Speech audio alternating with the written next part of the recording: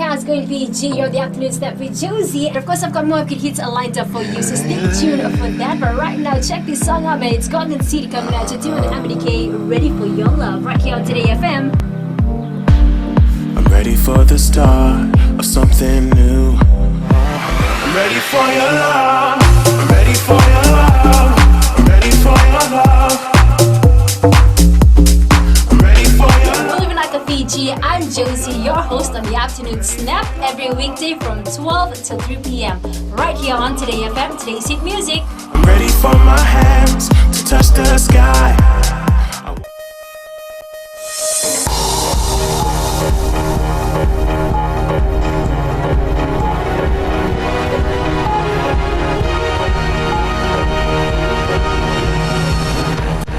In this bulletin, Prime Minister urges all stakeholders to move the country forward. Confidence in economy results in consistent economic growth over the last 4 years. And calls for innovative development in agriculture sector.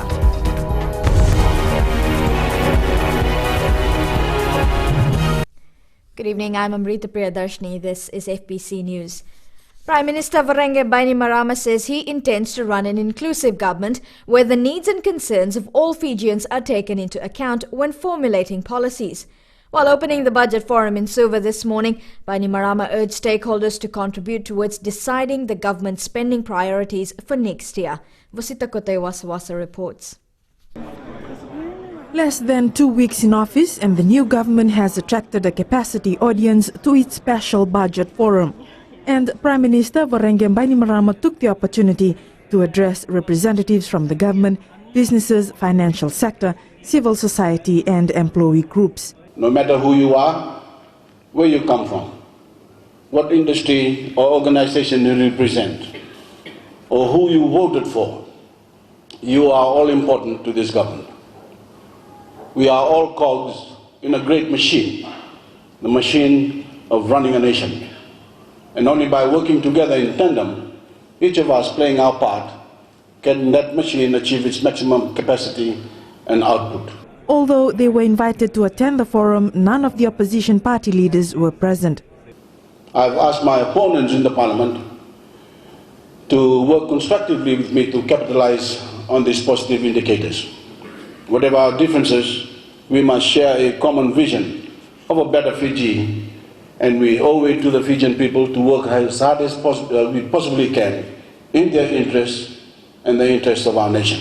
Bainimarama says the world is excited about Fiji's future prospects. We have so much going on for us.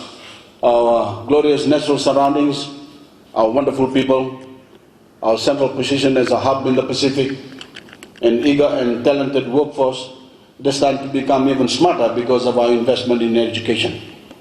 The many reforms we have made to transform Fiji into a modern nation state. And on top of all of this, our transition to a genuine democracy, not the pale imitation we had before. All this means that Fiji has never stood taller or had so much potential.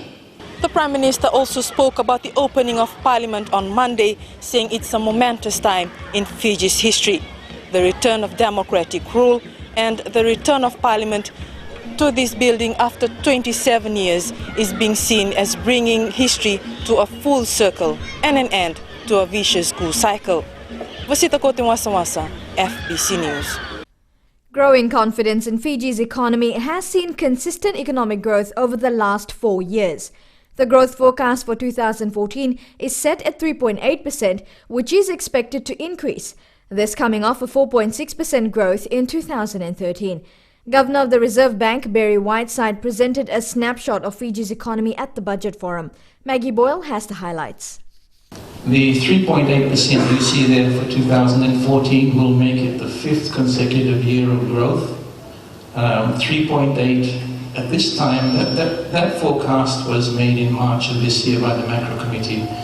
Currently, the technical people are putting their heads together, and we will have a new figure when the Minister of Finance, announces the budget in November. Music to many ears, continued growth forecast. The Governor quick to point out the key contributing sectors. Again, construction will come to the fore, manufacturing, wholesale and retail, financial services and agriculture provide a lot of the impetus to that 3.8% that we're seeing there. It hasn't all been a bed of roses. Poor performances were recorded in mining, fishing and a stagnant health sector. Overall, though, the economic gains have been tangible, Whiteside attributing innovative policies for this. The Reserve Bank monetary policy has been accommodative, and this has worked in tandem with fiscal policy, which has been expansionary. Higher fiscal spending on infrastructure in education, health and social transfers have contributed, and increased incentives by government for investment and consistent year-to-year policies are important. Whiteside adds this has led to higher disposable incomes, lower tax rates and free education, giving consumers more money in their pockets. Maggie Boyle, FBC News. The 2014 national budget was investment and infrastructure development focused, with the theme Building a Smarter Fiji. In an effort to lure more investors and increase development, the government policies in the budget focused on upgrading the country's infrastructure sector. And as Ritika Pratap reports, this is expected to continue in the next budget. These roadworks on the Nakasi-Nosori Highway are part of the project highlighted in the 2014 national budget. The Transport and Infrastructure Ministry received the second largest chunk of the 2014 budget and hopes it will get a similar, if not slightly higher allocation in the 2015 national budget. Everyone would love something a little bit greater. I think what's important is that we should know where we want to go, and that we should target the right resourcing for the proper outcomes that we need. So, yes, you know, I would like to see there is a need for continued spending for a similar amount, but I think there are new things that we would like to achieve, you know, over a short period of time, where we would need some additional resources. But, you know, but needless to say, we need to be smart about how we do our business here. The Fiji Roads Authority was allocated $454.7 million for road upgrades and road works. Funds were also allocated for upgrading jetties and bridges. Pio Tikunduandua says the ministry has delivered in the areas where targets were set, particularly the roads. However, more work needs to be done. Come a long way. We've had, you know, significant steps in terms of the resources that we have been given. I would like to concentrate, continue to do this build-up in places where, you know, particularly in, you know, urban, peri-urban.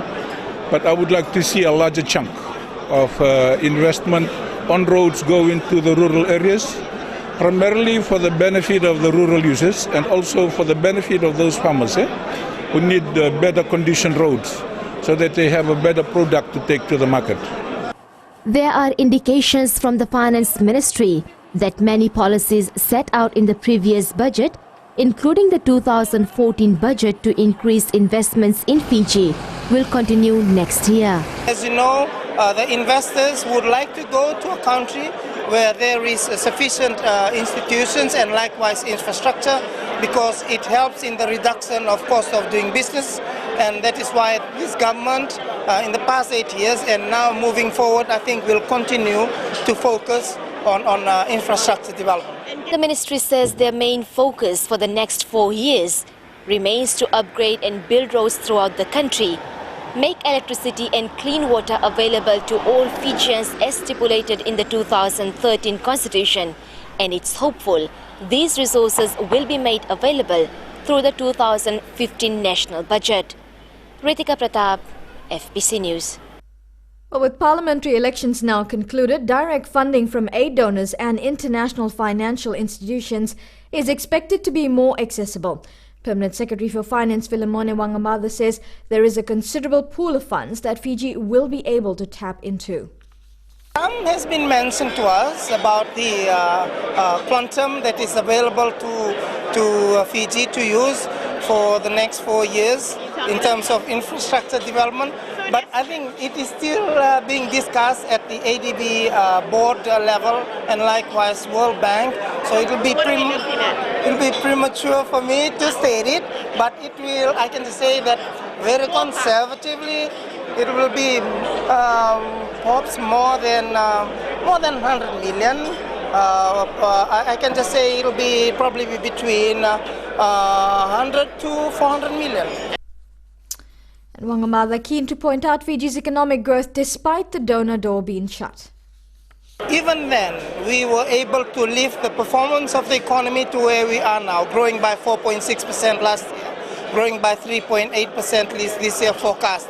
So even in that constraining environment, we were able to grow investment, grow reserves, grow our economy. The 2015 national budget is expected to be announced in November. Now, the Minister for Finance, Ayaz Sayed Qayyum, says there needs to be more innovative development in the agriculture sector. Food for thought, agriculture and sugar very, very quickly. How do we take it to the next level as highlighted by the Governor of the Reserve Bank? Commercial farming, how do we achieve that? Now obviously it's not readily achievable because the laws have been changed now, because you can get agricultural leases for more than 30 years. One of the impediments to agricultural, large-scale commercial farming was the fact we had agricultural leases only issued for 30 years. So banks obviously would not use the lease as collateral. So now they can, because you can get long-term leases. Speaking at the special budget forum, the minister called on participants to consider progressive examples from the region.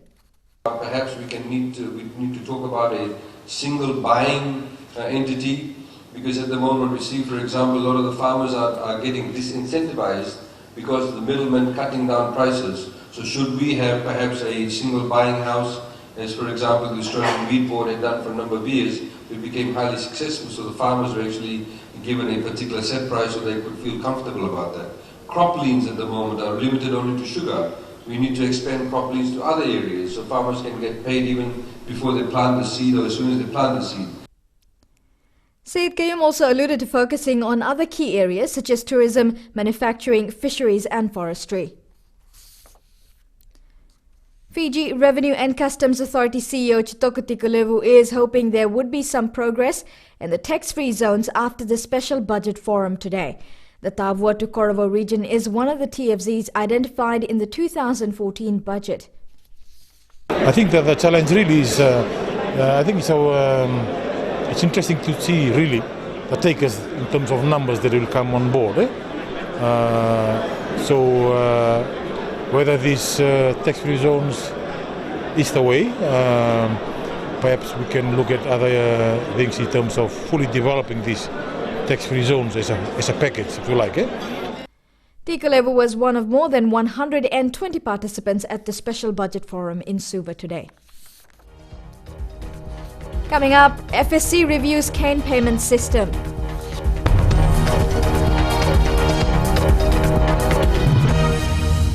देश की धड़कन radio Fiji का प्रसारण कार्यक्रम में आपका स्वागत हम कर रहे हैं। सुंदर ये मौसम और ऐसे मौसम बहार में आप भी कार्यक्रम का आनंद उठा रहे हैं, आपको शामिल कर रहे हैं हमारे साथ में। गुड मॉर्निंग आपको हम कहना चाहेंगे अगर www.fbc.com.fj पर आप हमें सुन रहे हैं, हम सफर प्रोग्राम आपके लिए जारी है। सुबह 9 बजे तक हम आपका साथ देंगे। गुड मॉर्निंग आपको।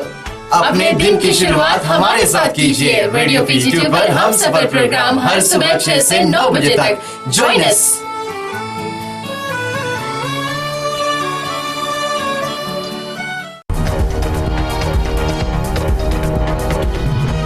Welcome back to FBC News. The Consumer Council of Fiji says it appreciates the consultative approach taken by the Finance Ministry ahead of the 2015 national budget.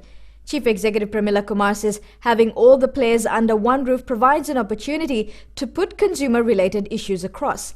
Kumar says they want the next budget to look at cost of living related issues.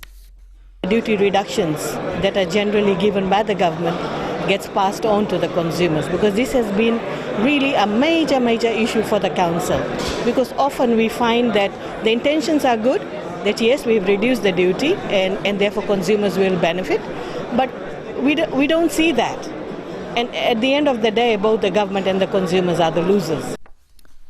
The Consumer Watchdog appreciates the setting up of the monitoring unit announced in this year's budget. However, they are pushing for the unit to be more effective. Kumar says they also want the establishment of the Consumer Tribunal to be fast-tracked, as it will at least provide a form of redress to the consumers. The Fiji Retailers Association is confident of a boom in the economy in the future.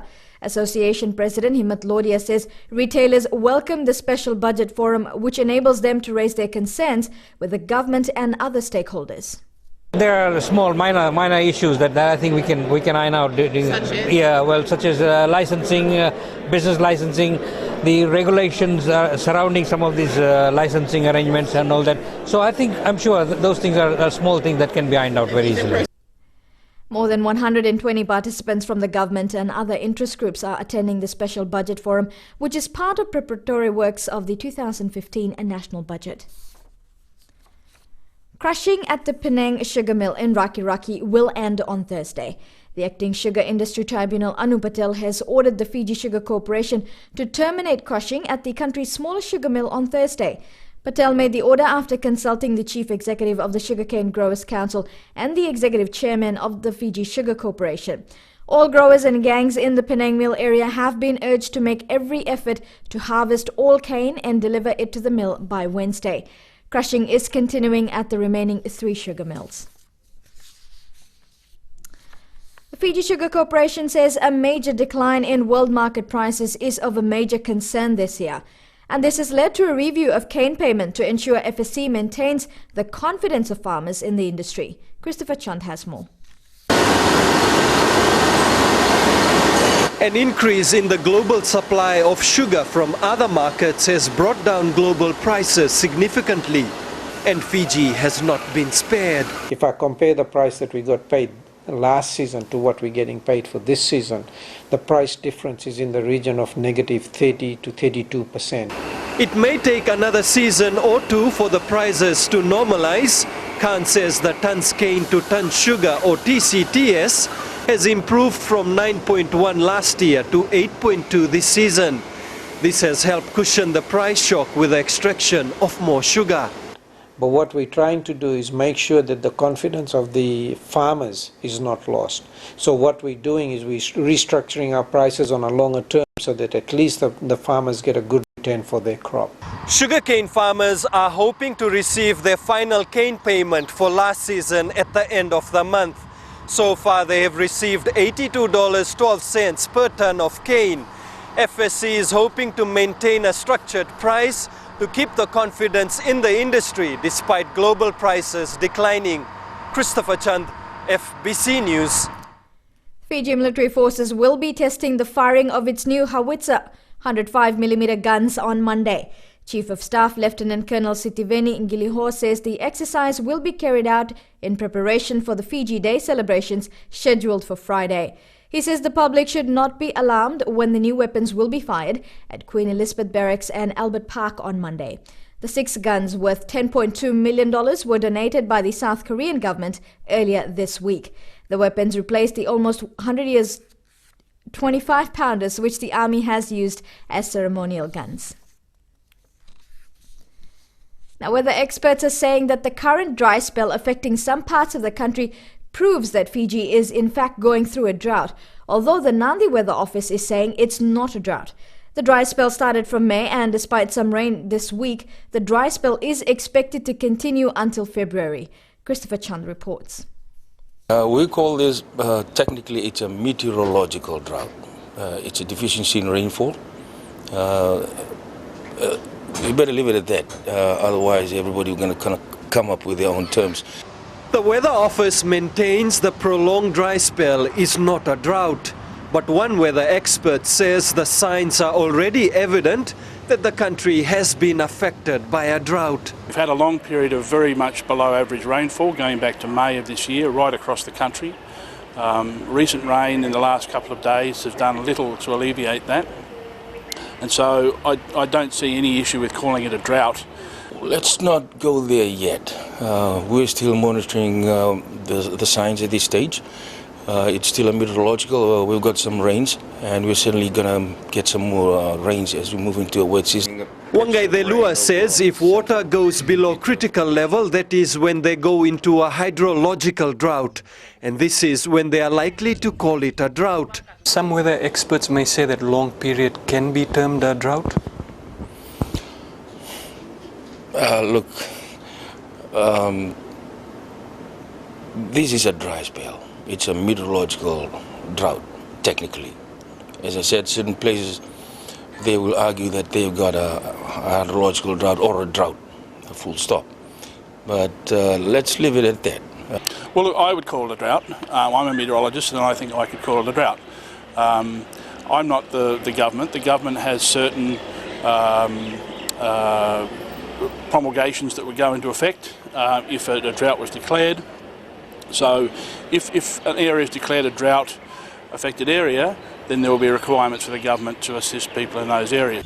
Global weather forecast for Fiji are that the dry spell will most likely continue until February, and the Nandi Weather Office says an El Nino could form between now and December. Christopher Chand, FBC News. After the break, Nandi athlete Ravnil Kumar takes out inaugural silver marathon title.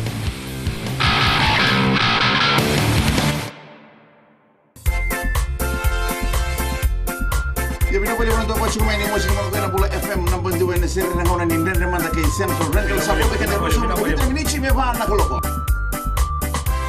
Ni sabula. Oya wa ni soni dalai. Gonga ay mosidon. Na makikirao mena tolu kina bitu. Ena via kabi moliti kina parombuka. Goria na lali ne kabi. Bula FM number 2 en serie.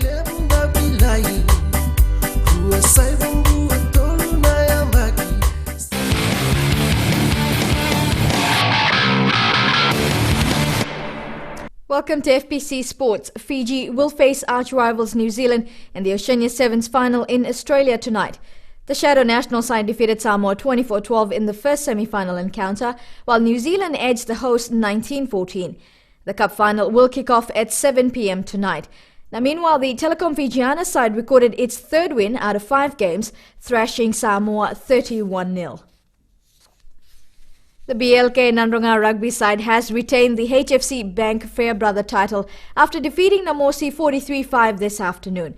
The Stallions outscored Namosi 6-1, with inside centre Eroni Vasiteri grabbing a double. Nandronga duo Mitieli Nadangilevu and Aporosa Tambulawaki were sin-binned for various infringements during the match. Fatukola is next in line to challenge Nandronga for the coveted silverware. The 2014 Vodafone Silver Marathon, which has been won by a Nandi student, has been hailed a success by the organisers. The inaugural event attracted a good turnout despite the overcast conditions and achieved its target of promoting health and fitness in a fun environment. Chalendo Dakadaka has more. 19-year-old Ravnil Kumar claimed the Vodafone Silver Marathon title, winning the 42.2-kilometer race. The win came as a welcome surprise for the IT tertiary student who is gearing up for a cross-country championship in Guam later this month. Actually, I never came here to compete. I just came here to take part because it was the first time for me to run full marathon. I just came here to enjoy, but I didn't know that I'm going to win it. Organizers were glad with the turnout, with participants arriving as early as 5 a.m. to make the starting call. Well, today's really surpassed all of our best expectations. We've had runners come out, 25 for the full marathon. We've had about 90 for the half marathon and well over a couple of hundred for the team marathon. So we've had people coming out showing their support on the course and running. We've had people supporting and cheering. You can hear them in the background. We've had sponsors come and help us, and the organising committee's been amazing. It's been really a super effort. You know, it's a perfect place for a marathon, Suva, because it's such a friendly city, and that's what you need for a marathon. The event attracted people from all walks of life, with the focus on promoting a healthy lifestyle. I was in the Honolulu Marathon, which is similar in attitude because it encourages everyone, whether you're a real runner or a walker. I mean, the point is to participate. My daughter is here and wanted to participate. She came in from Ghana. The Ghana Marathon is the same weekend. So it's an international effort. Organizers believe the event can grow to become one of the iconic tools in the country to promote health and fitness. Chalendo Dakadak, FBC Sports. The 2014 Courts Inter-District Championship has officially kicked off today. Rewa defeated Nandronga by 1-0 at Prince Charles Park. Simeone Micheli scored from the penalty box after a Nandronga player had handled the ball, with the former Suva captain calmly slotting in the goal. Meanwhile, Suva got its IDC campaign off to a good start with a 3-2 win over Lambasa at Subral Park. Kilinio Sivoki, Elvin Karan Singh and Nikhil Chand netted goals for the men in white. Madhyundan Nandamu and Christopher Wasasala replying for the home side. Canterbury Bulldogs enforcer James Graham says while the South Sydney Rabbitohs have a good forward pack, it's the backs that they will need to maintain. The man nicknamed the British Bulldog was speaking in regards to the NRL Grand Final tomorrow. The NRL Grand Final between Canterbury Bulldogs and South Sydney Rabbitohs will kick off at 8:20 p.m. tomorrow.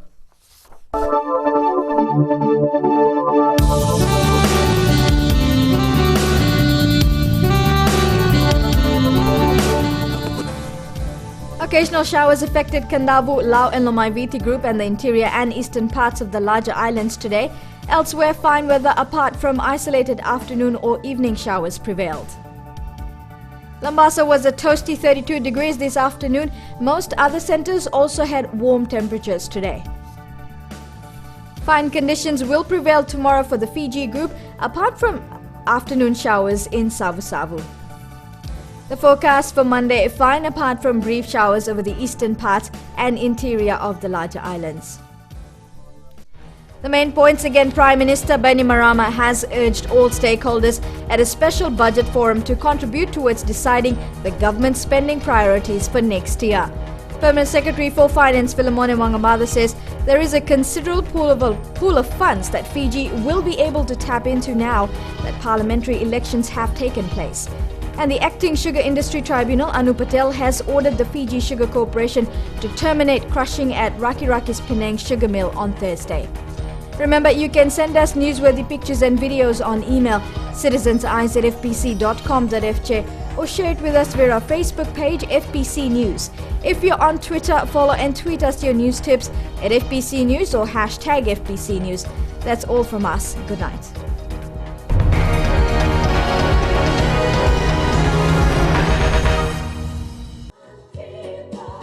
Great words there from Lucky Dube and Babana. Hope you enjoyed that number. Different colors just for you. On Gold FM, only the classic hits. Louise with you on the Centre Show. Well, thank you so much for the sweet company. This is Alana Miles, one of my favorites, and Black Velvet for you. Hi there. Join me on the Centre Show every weekday from 9 a.m. to 2 p.m. for the best sounds on Gold FM. Only the classic hits.